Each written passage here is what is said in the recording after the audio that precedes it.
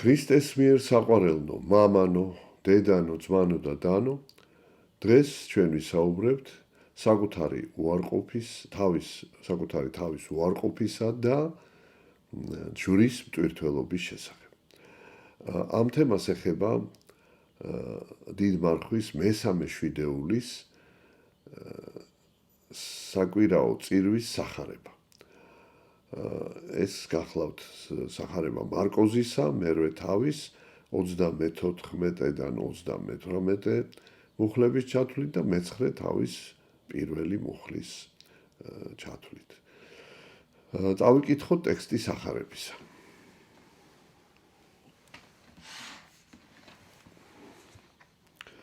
და მოუწოდა ერსა მას მოწაფეთა მისთა თანა და რქუა მათ, რომელსა უნებს შემოდგომათ ჩემსა მოსვლა, უარყავ თავი თვისი და აღიღენ ჯვარი თვისი და შემომიდეგინ მე. პირველ რიგში ალბათ უნდა გავჩერდეთ ამ მუხლზე. არის ძალიან მნიშვნელოვანი ესეთი მოწოდება, თუ რა, რომელშიც ჩანს სწორედ აი სამი უმთავრესი პირობა, რომელიც სჭირდება იმ ადამიანს, ვისაც სურს, რომ იყოს მიმდევარი ქრისტეს, იცხოვროს ქრისტეს სწავლების შესაბამისად. ანუ თავიდანვე ესე იწყება, ვისაც სურს, ვისაც უნდა, უნებს ძველი ქართულით, ანუ ვისაც უნდა, ვისაც სურს, რომ აი შემომიდგეს, ანუ გახდეს ჩემი მოწაფე. აი სამი პირობა არის. რა არის? პირველი არის უარყოს თავი თვისი. რას ნიშნავს თავის უარყოფა? თავის უარყოფა გულისხმობს იმას, რომ ცოდვით დაცემის შემდეგ კაცობრიობა არის დასნეულებული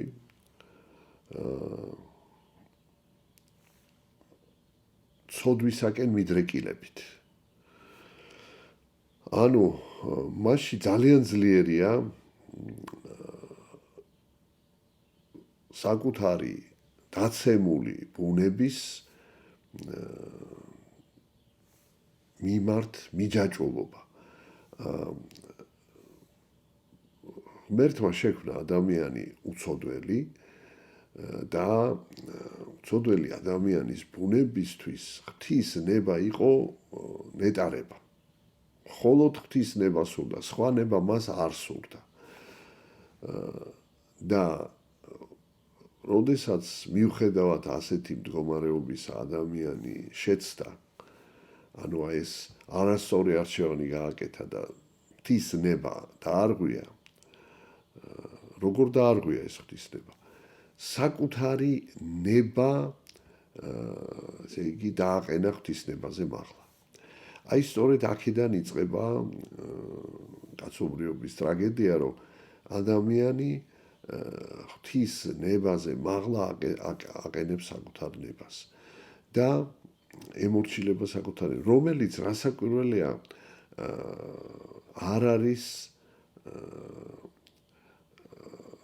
შეიძლება იყოს ჭეშმარიტი, რადგანაც ადამიანი ქმნილებაა, მას არ აქვს სრულყოფილება. მართალია ის უცოდველი შეიქმნა, მაგრამ ჯერ კიდევ სრულყოფილებისთვის უნდა მიეღწია ადამიანს, რომ სრულყოფილი რო ყოფილიყო, მაშინ დაცემაც არ მოხდებოდა. ანუ იგი იყო უცოდველი, მაგრამ მას ჰქონდა არჩევანის უფლება და შეეძლო არასწორი არჩევანიც გაეკეთებინა.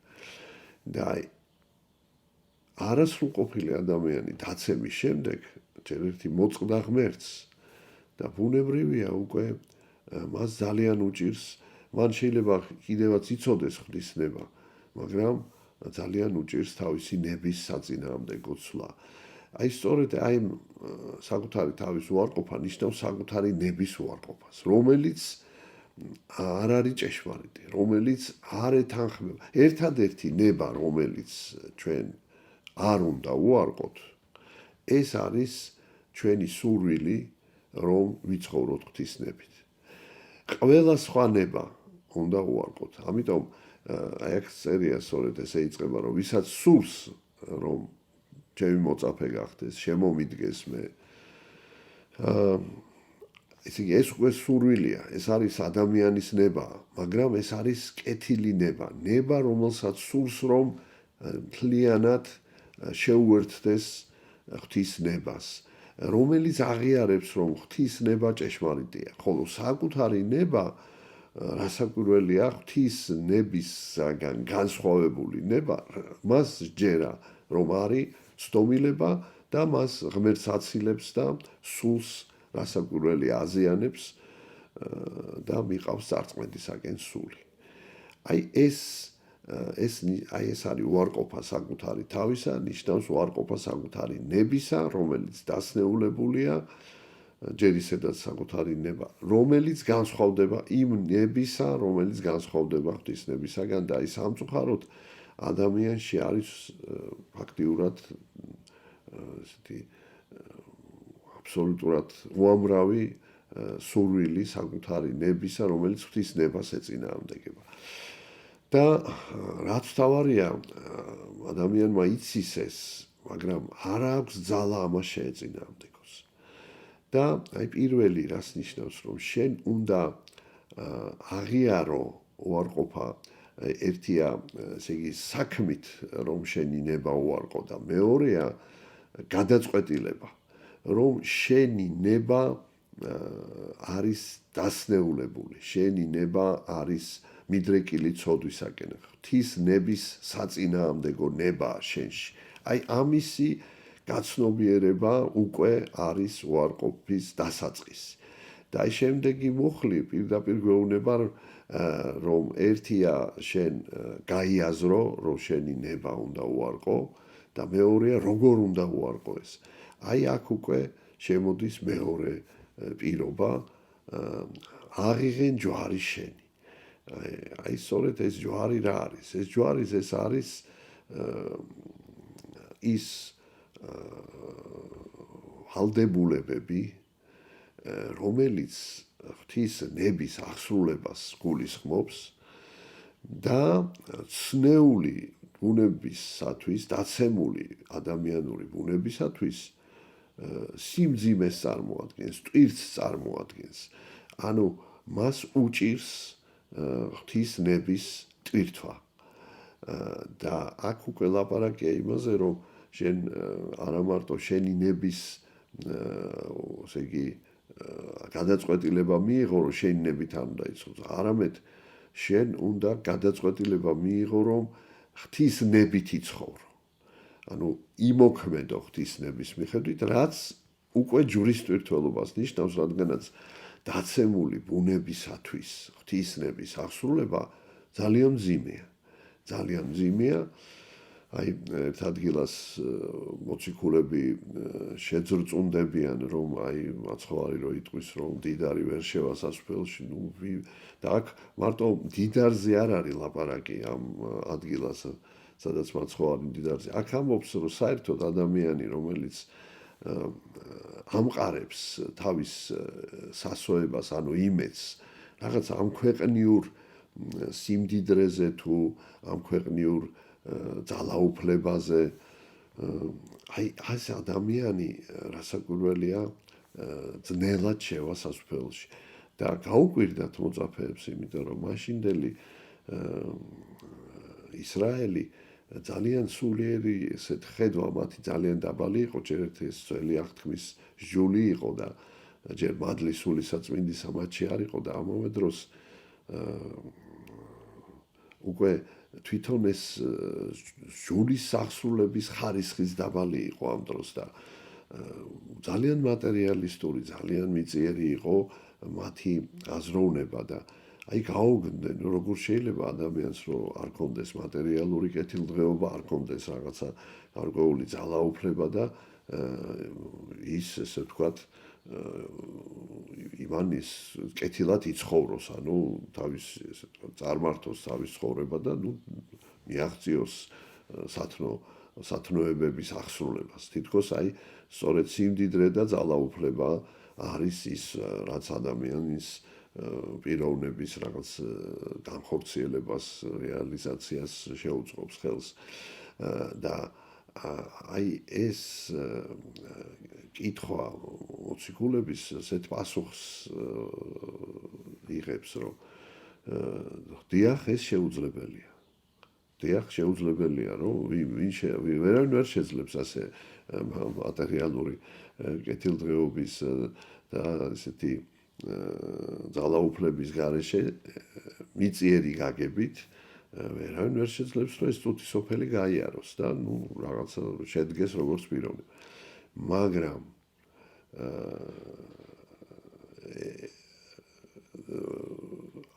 ასე ფიქრობს მატერიალისტური აზროვნება და ადამიანისთვის მართლაც ძალიან ძნელია ეს ამის გარეშე რომ რაღაცას მიაღწიოს, მაგრამ უფალი ამბობს, რომ ეს შეუძლებელია ადამიანური ბუნებისათვის, მაგრამ ღმერთისთვის ყოველივე შესაძლებელია. და აი ზუსტად აქ შემოდის, რომ აი ეს ჯვრის მტვირთველობა ეს ნიშნავს, რომ შენ შეუძლებელი შეძლო. ჯვრის მტვირთველობა ეს ჯვარცმა. ანუ შენ ჯვარს აცმევ შენს სულიერ და ხორციელ სურვილებს. ანუ შენ მათზე უარს ამბობ. და ეს არის მეტად მტკივნეული და მეტად ესე იგი უმძიმესია ამის გაკეთება, მაგრამ უფალი გეუბნება, რომ ეს არის ერთადერთი გზა, რომლითაც შენ შეგიძლია განთავისუფლდე აი ამ ცოდვილი მიდრეკილებებისაგან. შენ უნდა შენი ნება აუცილებლად უნდა უარყო და ჯვარზე უნდა გააკრა და აი ეს ჯვრის სიმძიმე უნდა იტვირთო და დაითვინო. და აი ამაში რასაკვირველია, შენ დაგეხმარება უფალი. თუ კი შენ ამ ნაბიჯს გადადგა, ეს იგულისხმება, რომ შენ ეს ნაბიჯი უნდა გადადგა და უფალი შეგეწევა და მე სხვა ადგილას უფალი ბრძანებს, რომ აღიღეთ უღელი ჩემი თქვენზე და აი ანუ ეს ტვირთი, ეს პასუხისგებლობა, ეს სიმძიმე, ეს ჯვარი, რომ შენ უნდა უარყო შენი ნება, აიღეთ ეს და პოვოთ განსვენებას სულთან. აი ამას რომ გააკეთებთო, თავიდან კი მძიმეა, მაგრამ რომ დაიწყებთ ამის კეთებას, განსვენებას რატო, როგორი პოვი? უღელი ჩემი ტკბილიაო და ტვირთი ჩემი მსუბუქია. ანუ უფალი გვიმსუბუქებს ამ ჯვრის ტვირთველობას, მაგრამ როგორ არის იცით, აი ადამიანის ნება უნდა გამოჩნდეს, რომ ადამიანი მზად არის თუ არა აი ამ თავის უარყოფისთვის, ამ სიმწარის დათმენისათვის. აი ღვთის გულისათვის მზად ახარ შენ, რომ აი საკუთარი ნება, საკუთარი ცოდვები ჯვარს გააკრა და ეს მცნებები აღასრულო. აი თუ შენ ამის გადაწყვეტილებას ღებულობ და თუ შენ ამისკენ ისწრაფვი, ღმერთი შეგეწევა. და აი მესამე პირობა არის ზუსტად აი ამის თუ შეიძლება ითქვას დასტური და შემომიდეგინმე. ანუ ესე იგი შენ ნება უარყავი, ღვთის ნება აიღე, როგორც უღელი, როგორც ჯვარი, როგორც ტვირთი და აი ამ ტვირთით იარე მთელი ცხოვრება, არ განეშორო ამ გზას. ანუ არ არის ადვილი, ხო? მაგრამ აი ისევ და ისევ უფლის სიტყვები, უღელი ჩემი ტკბილარს და ტვირთი ჩემს. იგი შეგიმსუბუქდება. აი ეს არის ძალიან მნიშვნელოვანი და შემდეგ გადადის აი შემდეგი მუხლი, გაგრძელება აი ამ სწავლებისა, ასეთია. რამე თუ რომელსა უნდა სულისათვის ისა განრინება წარიწყვიდოს იგი და რომელმან წარიწყვიდოს სული თვისი ჩემთვის გინა სახარებისათვის მან აცხოვნოს იგი. ესე იგი განრინება ძველი ქართული სიტყვა ნიშნავს გადარჩენა. აი ვისაც უნდა რომ თავისი სიცოცხლე არა მარტო ფიზიკური, არამედ პირველ რიგში სულიერი, ანუ გადარჩენა წარწმედისაგან, გადარჩენა ესე იგი მარადიული სიკვდილისაგან. აი ვისაც ვისაც სურს რომ გადარჩეს, ხომ?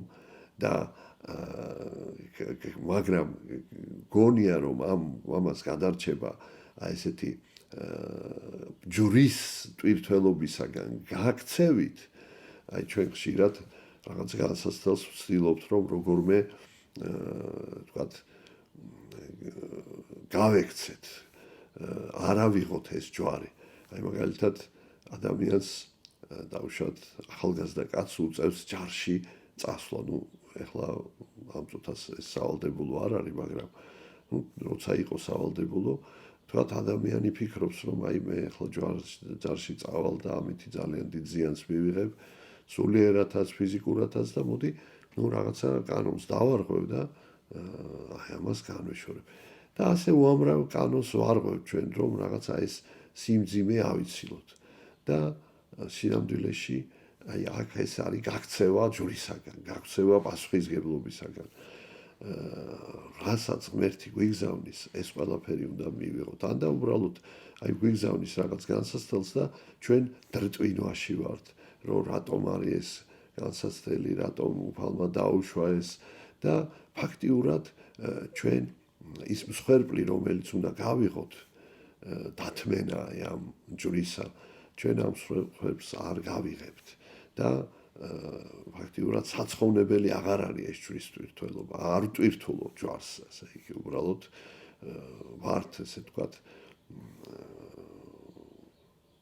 ურჩობაში ვართ, ესე იგი ღვთის ნებას ვეწინააღმდეგებით. და აი ეს ნიშნავს განარინოს თავი, აი განსაცდელს ვითომ გადაურჩეს. აი ვინც ამას ასე აკეთებს, ჯვარს გაურბის, საკუთარ ჯვარს და გონია რომ ამით გადაარჩენს თავს, იმან წარიწყვიტოს იგი. ანუ ეს არის გზა, ჯვრის ტვირთველობა არის გზა სულის ცხონებისა. მაცხოვარი ბრძანებს, რომ პავლე მოციქული ბრძანებს, რომ უკეთ უქრისტესთან თანაჯვარს ვეცვათ, მისთანავე ავდგეთ. აი ეს არის გზა და რომელმან წარიწყვიტოსო თავითვისიო სახელისა ჩემისათვისო, მან აცხოვნოს იგი. ესე იგი, აი სწორედ უფლის ნებას როცა ვასრულებთ და ამ დროს შეიძლება მსხვერპლის გაღება მოგვიწიოს, როგორც რაც აი ამ დათმენა ამ ტკივილებისა, სულიერის თუ ხორციელის ცნების ასრულებზე, თუნდაც შეიძლება ჯანმრთელობის ესე ვთქვათ, შეწირვა მოგვიწიოს, აი ვთქვათ, ადამიანი რაღაც ძალიან მნიშვნელოვან საქმეს აღასრულებს და მიუხედავად იმისა, რომ ის ჯანმრთელობას ეს ვნებს, ის თავის პასუხისგებლობას ბოლომდე ასრულებს, შეიძლება იზიანებს ჯანმრთელობას, მაგრამ ღვთის ნებას აღასრულებს და სული მისი ამითი დიდრდება და აი სწორედ აი ეს და შეიძლება სიცოცხლეც კი გაწიროს ადამიანმა ღვთის ნებისათვის, მაგრამ საბოლოო ჯამში აცხოვნებს. ანუ მისი სული განთავისუფლდება ცოდვებისაგან, აი ამ მსხვერპლშეწირვით, აი ამ ჯვრის ტვირთველობით და ეს სული, ესე იგი, იქნება უფალთან. თუ ის ადამიანი გადარჩა მსხვერპლის გაღების შემდეგ ცოცხალი, აქ მიიღებს ის სულიერ, ასე ვთქვათ, სიმდიდრეს და სულიერ ნეტარებას და თუ გარდაიცვალა ზეცაში მიიღებს. აი ეს არის სწორედ გადარჩენა მიწიერი გაგებით არის წარწმედა, ხოლო წარწმედა მიწიერი გაგებით არის გადარჩენა. ისევ და ისევ აი ტვირთველობა, ჯვრის ტვირთველობა, რომ არის მაცხოვნებელი. რაი სარგებელარს კაცისა უკეთო შეიძინოს სოფელი ესე ყოველი და სულით იზღვიოს. ანუ რაი მისცეს კაცმან ნაცვლად სულისათვის ისა, რამე თუ რომელსა იგი სირცხვილ უჩნდეს ჩემი და სიტყვათა ჩემთან ათესავს ამას მემრუშესა და ცოდულსა, ძემანსა კაცისამან არც ხვინოს მას რაჟამს მოვიდეს დიდებითა მამისათვის ისათა ანგელოსთა თანაწმინდათა და ეტყოდა მათ ამენ გეტყვი თქვენ რამე თუ არიან ვინმე აქა მდგომარეთაგანი რომელთა არა იხილონ გემო სიკვდილისა ვიდრემდე იხილონ სასუფეველი ღვთისა მომავალი ძალითა.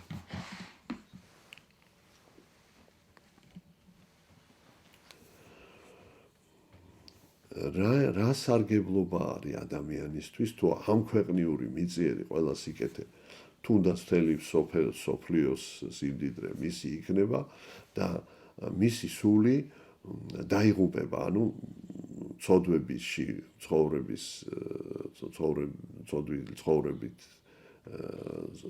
ცოდვილი წესით ცხოვრები სული დაიღუპება. რა სარგებელია, ესე იგი ადამიანს არაფერის მიმცემი არ არის მისთვის, აი ეს მიწიერი კეთილდღეობა, სიმდიდრე, ძალაუფლება, არაფრის მიმცემი არ არის. ეს არის ილუზია, რომ ადამიანი იყუჩებს წუთის სოფელში არსებულ ტკივილებს და აი იმ მომენტში ის, ესე ვთქვათ, რაღაც ნუგეშინის სემულია, მაგრამ სულიერად, სულ უფრო და უფრო ღარიბდება და ღარიბდება, რაც უფრო მეტად ცდილობს თავისი ცხოვრება, თავისი აი ტკივილი, სულიერით, ხორციელი, მიწიერი, ესე ვთქვათ, სიმდიდრით, მიწიერი შესაძლებლობებით ანუგეშოს თავისი თავი და აი ეს თითქოს გააბათილოს, ესე ვთქვათ, გააწონასწოროს აი ეს წუთისოფლის სიმწარე. ეს არის აი ეს სწორედ წუთიერი შვების ძიება და რაც უფრო მეტად ეძებს ამ წუთიერ შვებას ადამიანი, მით უფრო ესე იგი ნაკლებად თავისუფლდება ცოდვების, პირიქით იძირება ამ ცოდვებში. და შემდეგ ბრძანებს, რომ ვისაცო შერცხვესო ჩემი მცნებებისო, მეც ჟამსა განსჯისასა ის შერცხვენილი იქნება თავად, იმიტომ რომ ესე იგი რას ნიშნავს შერცხვეს უფლის ცნებების. ნუ პირველ საუკუნეში იყო ის, რომ აი ჯვარცმა ეს სამარცხვინო სიკვდილი იყო, ყველაზე დამამცირებელი სასჯელი იყო ადამიანის ჯარზე გაკვრა. ესეთი და ახლა ჯვარცმულის იწამო ჯვარცმული თითქოს აი სამარცხვინო იყო მაშინდელი ესე ვთქვათ საზოგადოებისთვის, მაგრამ მარტო ეს არ არის რასაკვირველია, აი ნებისმიერ ეპოქაში ჩვენ დროში რატომ შეიძლება იყოს სასირცხო, ესე იგი ქრისტეს მიმდევრობა და მისი მცნებით ცხოვრება. რატომ და იმიტომ რომ აი სწორედ აი ეს ადამიანური გონების დაბნელება, ადამიანური გონების ესეთი ეშმაკის მიერ დაპყრობა იმაშია, რომ ადამიანი ფიქრობს, რომ თუ ის ღვთისცნებებით იცხოვრებს, ნუ მას მართლაც უამრავი სვერპლი უნდა გაიღოს და სოციალურ საზოგადოებრივ ცხოვრებაში შეიძლება ადამიანი არ იყოს, ესე ვთქვათ, სოციალური მაღალ ფენაში არ მოხდეს, სიმდიდრე ვერ მოიპოვოს, კეთილდღეობა ვერ მოიპოვოს, ძალაუფლება ვერ მოიპოვოს და რაღაცა ისეთი აი უპოვარი, გლახაკი, ესეთი დაუცველი ადამიანია და რაღაცა ესეთი ადამიანი თითქოს აი ითვლება და ითვლება საზოგადოებაში არასწორი ცნობიერების საზოგადოებაში, არა ეკლესიური, არა ღვთიური ცნობიერების საზოგადოებაში რაღაცა თითქოს აი პასიური ჩამორჩენილი და ნუ როცა ქრისტიანული ცხოვრება რაღაც გარკვეულ მაღალ დონეზე იყო, მაშინ შეიძლებოდა კიდევ ეს დაწინაურებული ყოფილიყო ქრისტიანი, მაგრამ მაინც ძალიან ხშირ შემთხვევაში აი ესეთი სულიერების აი ესე რომ ვთქვათ სულიერი ცნობიერება, ღვთაებრივი ცნობიერების მიხედვით ცხოვრება ყოველთვის აღიქმება რაღაცა თითქოს მიწიერი ადამიანისთვის შორეულად და მეტისმეტად ესე ვთქვათ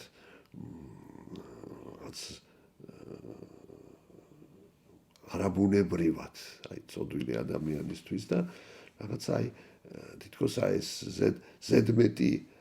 ზედმეტად აღიქმება რაღაცა ლოცვა და მარხვა, აღსარება და ზიარება, ნუ კი რასაკვირველია ღმერთი გვწამს, მაგრამ აი არის ესეთი რომ აი მეტის მეტად ადამიანი ჩაეფლო ამ რელიგიურ ცხოვრებაში და ვითომ აი საზოგადოება ესე უყურებს ამას, რომ კი კაცო, წამდეს ღმერთი, მაგრამ რა საჭიროა ეს ზედმეტი ამდენი ლოცვა, ამდენი მარხვა.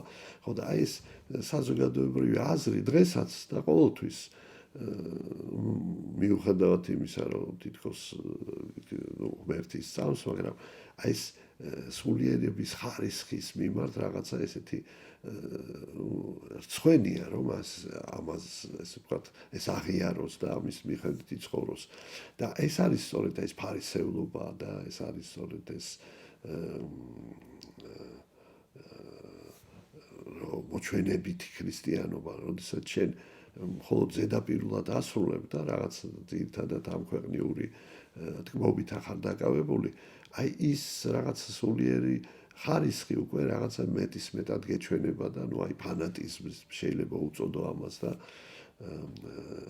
აი ეს და იქ შესვლა და იმ ხარისხში შესვლა რაღაცა სამარცხვინოა, რაღაცა თითქოს ჩამორჩენილი, მით უმეტეს დღეს მსოფლიო ქრისტიანული სამყარო ცილდება რასაკვირველია მაგალითად აი ახალგაზრდა თაობაში, სკოლაში, თუნდაც უმაღლეს სასწავლებელში, ახლა ახალგაზრდობა კი სწამს ღმერთი სკოლაშიც, ბავშვებს, მაგრამ აი ეს უკვე რელიგიური ყოფა, ესეთი მეტის მეტად, ეს უკვე რაღაცა გადაჭარბებულად ითვლება და სამარცხვინოდ ითვლება. და ეს და ვიცო ჩემი შერცხვესო თვითონ შერცხვება საშინელი სამსჯავროს დროსო და ბოლოს ასე ამთავრებს ეს ნაწილი ასე მთავრდება სახარებისა, რომ არიან დღეს აქ მდგომარენი, ანუ მაცხოვრის მოწაფეებზე ალაპარაკი, რომელთაც არ აიხილონ გემო სიკვდილისა, ვიდრე იხილონ სასუფეველი მომავალი ძალითა. სასუფეველი გარდამოვიდა და დამკვიდრდა ადამიანებში, ანუ სულიწმინდის მადლის გარდამოსვლით. სულიწმინდის მადლი, როდესაც აღდგომიდან 50 დღეს გადმოვიდა მოწაფეებზე, ცეცხლის ენების სახით დაადგა და მათი სულები აღივსო აი ამ ღვთაებრივი მადლით და ეს იყო ფაქტიურად სამოთხისებური მდგომარეობის აღდგენა. ანუ სამოთხეში ადამიანის სული იყო განწმენდილი, უცოდველი და მას შეეძლო ღვთაებრივი სული მიეღო თავის სულში, ანუ ყოფილიყო ჭურჭელი სულისაწმინდისა, ტაძარი ღვთისა, მას შეეძლო. აი სწორედ მაცხოვრის მიერ ჯვარცმით და აღდგომით ადამიანს მიენიჭა ის მადლი, რომელიც განწმენს მას ცოდვისაგან და კვლავ გახდის წმინდა ჭურჭელს, მიმღებელს სულიწმინდისა. და ეს მიმღებლობა, პირველი მიმღებლობა მოხდა აღდგომიდან 50 დღეს, სულთმოფენობას იმ ადამიანებში, ვინც იწამა ქრისტე და მთელი არსებით მას გაჰყვა და აი მოხდა სწორედ რა სამოთხისებური მდგომარეობა. აი ეს სასუფეველი, ეს არის სულიწმინდა ადამიანში. და ფაქტიურად ამიტომაც და რა მოხდა? ეკლესია დაფუძნა, ქრისტეს ეკლესია. ანუ რომელია ქრისტეს ეკლესია? ეკლესია საკრებულოა და აი ქრისტესი არის აი ადამიანთა ის საზოგადოება, რომელიც აღსებულია სულიწმინდის მადლით. ანუ რომელშიაც კვლავ აღდგა კავშირი ადამიანსა და ღმერთს შორის. აი ასეთი საზოგადოება არის ეკლესია. და იოანე ოქროპირი ამბობს, რომ ეკლესია არის ცა დედამიწაზე. დიახ, ეკლესიის წიაღში მყოფნი უკვე არიან შეერთებული ზეცას.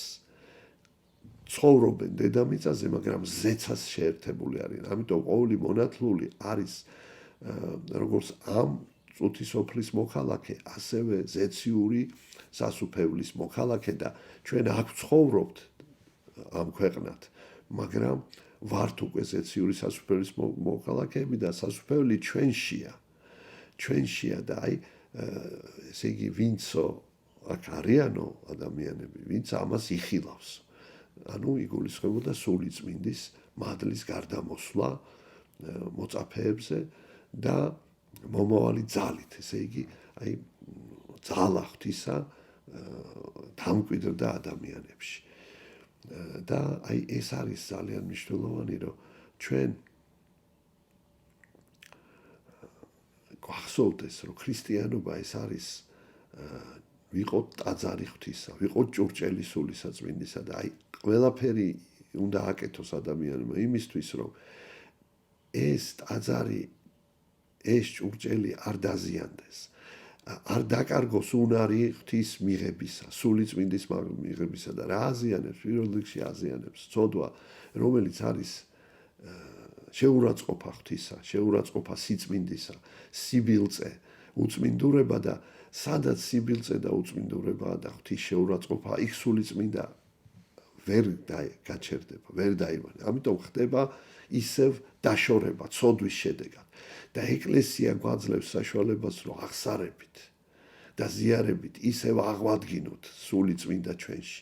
აი ეს არის ქრისტიანობა, მუდმივი კავშირი ღმერთთან, მუდმივი კავშირი ჩვენ სულში ღვთის არსებობა და თუ ეს ხდება და რამდენადაც ეს ხდება და ხარისხები რასაკვირველია სხვადასხვა ადამიანი უკვე აქ დედამიწაზე განიცდის ნეტარებას და ვერანაირი ადამიანის ვერც ავადმყოფობა, ვერც მისი, ასე ვთქვათ, მის მიმართ გამოჩენილი რაღაც უსამართლობა, ვერც რამე ტრაგედიები მწუხარე ვერ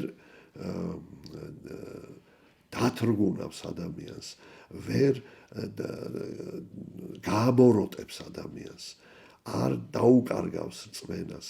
ის ადამიანი ყოველთვის იქნება ძლიერი, ყოველთვის იქნება მოქმედი, სიკეთის მოქმედი, ყოველთვის გაიმარჯვებს ბოროტებაზე და აი ესეთი ადამიანი არის უკვე გამარჯვებული ქრისტიანი და აი ეს ამას გვაძლევს ჩვენ ეკლესიური ცხოვრება. ღმერთმა დაგლოცოთ, გაგახაროთ და შეგვაძლებინოს ჯვრის თაყვანისცემა სწორედ აი ამ მესამე აღდგომ დიდ მარხვის მესამე შვიდეულის კვირა დღეს ეწოდება ჯვრის თაყვანისცემა, რომ ჩვენ სწორედ თაყვანისცემ ჯვარს დავინახოთ ჯვრის მნიშვნელობა, რომელმაც განგვანთავისუფლა ჩვენ ცოდვებისაგან და მომავალშიც, რომ სწორედ ჯვრის ტვირთველობა იქნება მუდმივი პირობა ჩვენი ცოდვებისაგან განთავისუფლებისა და ღმერთთან უწყვეტი კავშირის შენარჩუნებისა. ღმერთმა დაგლოცოთ, გაგახაროთ და ღმერთმა შეგვაძლებინოს, რომ აი ამ ჯვრის ტვირთველობით განვიწმინდოთ ამ დიდ მარხვაში ჩვენი სულები და აღდგომის დღესასწაულზე განვიცადოთ სული წმინდის მადლით ჩვენი სულების აღსება. ღმერთმა დაგლოცოთ, ჩვენთან არს ღმერთი.